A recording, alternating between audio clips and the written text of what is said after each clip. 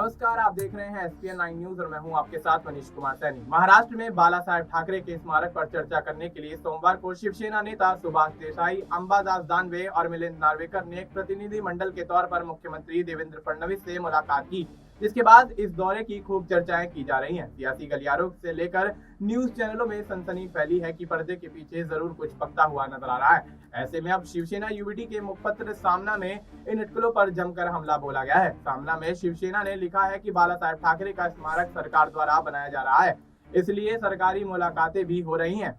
विपक्षी नेताओं को मुख्यमंत्री से मिलने पर रोक नहीं है। उसी दिन मुख्यमंत्री फडणवीस खुद राज ठाकरे से मिलने शिवाजी पार्क गए। उस मुलाकात के बारे में भी तर्क वितर्क किया गया। साथ ही आपको यहाँ ये भी बता दें कि फडणवीस और राज ठाकरे की यह कोई पहली मुलाकात नहीं थी। बीजेपी के अन्य नेता भी नियमित रूप से राज ठाकरे के घर चाय पान के लिए आते जाते रहते हैं। मनसे प्रमुख का आवास अब एक राजनीतिक कैफे बन गया है। मुखपत्र में ये कहा गया है कि बीजेपी के शेलार, लाड आदि जैसे वरिष्ठ नेताओं ने उस कैफे में सीटें आरक्षित कर रखी हैं, लेकिन जब मुख्यमंत्री जाकर कहते हैं कि वह नाश्ते के लिए गए थे तो कैफे का महत्व बढ़ जाता है। असल में इसमें आश्चर्य है कि मुख्यमंत्री चले गए।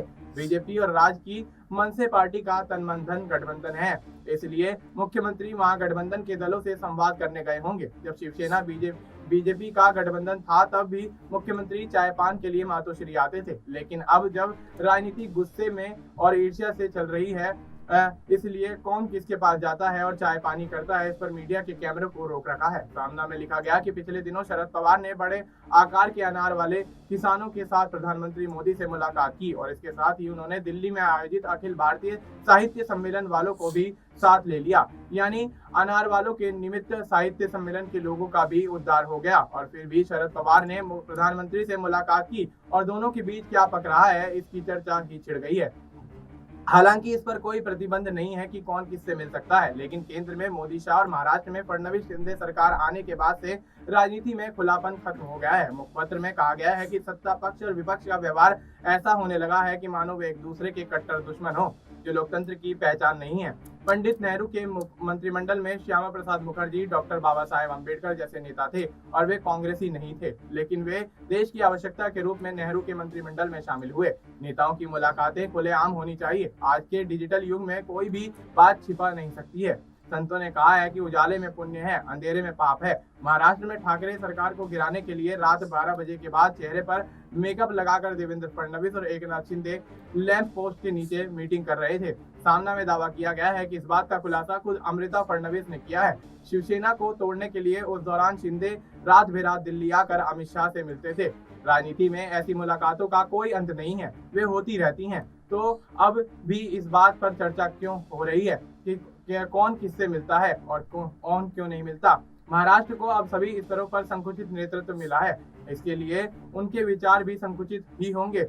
यशवंतराव चव्हाण, SM जोशी, नाना साहेब गोरे, वसंतराव नाईक, वसंत दादा पाटिल और बाला साहेब ठाकरे के बीच मतभेद थे, फिर भी उनका मिलना जुलना और संवाद बंद नहीं हुआ। यह दिलदारी विलासराव देशमुख, शरद पवार, मनोहर जोशी के समय भी दिखती रही। मातोश्री में शिवसेना प्रमुख का दरबार सभी दलों और जातियों के और धर्मों के लिए खुला था, लेकिन आज महाराष्ट्र में तस्वीर क्या है? नफरत, ईर्ष्या और तोड़फोड़ की राजनीति सुलझ चुकी है और एक दूसरे को राजनीति से हमेशा के लिए खत्म करने की हद तक पहुंच चुकी है। यह बदलाव पिछले 10 वर्षों से ज्यादा बड़ा है। ऐसा क्यों हुआ? महाराष्ट्र में ये जहर किसने बोया? हमें एक साथ बैठकर इस पर चिंतन करने की जरूरत है। सामना में लिखा गया कि महाराष्ट्र की राजनीति में दो पुराने सहयोगी दल शिवसेना और भारतीय जनता पार्टी अलग हो गए और उसी दरमियान कांग्रेस, राष्ट्रवादी कांग्रेस और शिवसेना जैसी 3 अलग अलग विचारधारा वाली पार्टियां एक साथ आईं।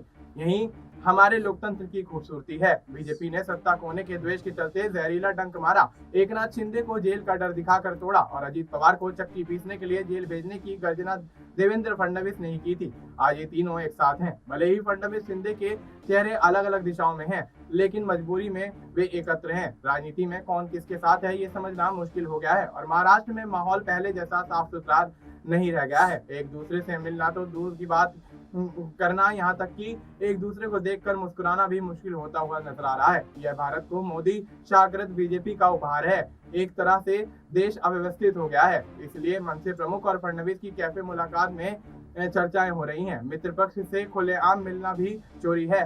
क्या इसे लोकतंत्र कहा जाए? अब ऐसे में मुखपत्र सामना में तमाम बड़े बड़े खुलासे यहाँ पर शिवसेना यूबीटी करती हुई नजर आई। और ऐसे में जिस तरह से देवेंद्र फडणवीस और राज ठाकरे की मुलाकात को लेकर यहाँ पर सियासी गलियारों में चर्चाएं तेज होती हुई नजर आ रही हैं, तो अब देखना यही होगा कि आगामी निकाय चुनाव में किस तरह से राजनीति एक नई करवट लेती हुई नजर आती है। फिलहाल आपको इस मुद्दे पर क्या कुछ लगता है, आप अपनी राय हमें कमेंट करके बता सकते हैं। बाकी देश दुनिया से जुड़ी तमाम जानकारी के लिए आप देखते रहिए SPN9 न्यूज।